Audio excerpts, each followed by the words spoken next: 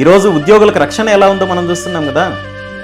ఉద్యోగులకు ఏ ప్రభుత్వం అధికారంలోకి వచ్చినా, ఏ పార్టీ అధికారంలోకి వచ్చినా జాబ్ మీద మీరు గత నెల రోజులకు ముందు చూశారు, అనంతపురం జిల్లాలో అధికార పార్టీకి సంబంధించిన ఒక నాయకుడు జిల్లా స్థాయి అధికారిని బహిరంగంగా పచ్చి బూతులు మాట్లాడుతుంటే ఎవ్వరు మాట్లాడలేని పరిస్థితి. మరి చంద్రబాబు నాయుడు గారు నేను ఇంత పెద్ద పరిపాలకుడు, నా విజను, నా పరిపాలన ఈ దేశంలో కాదు ప్రపంచంలో ఎక్కడా లేదంటున్నారు కదా.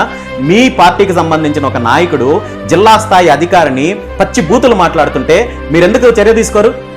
మీరెందుకు మాట్లాడరు? కనీసం కేసు ఎందుకు రిజిస్టర్ చేయరు? ఇదేనా మీరు ఉద్యోగులకు కల్పించే భద్రత? ఇదేనా మీరు ఉద్యోగులకు మంచి కోరుకునే విధానము? మరి ఏం చేస్తున్నారు చంద్రబాబు నాయుడు గారు? నిజంగా నాలాంటి వాడికి అధికారం ఉన్నట్టు గుడ్డలోడు తీసి స్టేషన్లో వేయించిండేవాడిని. మరి ఆ పని ఎందుకు చేయరు?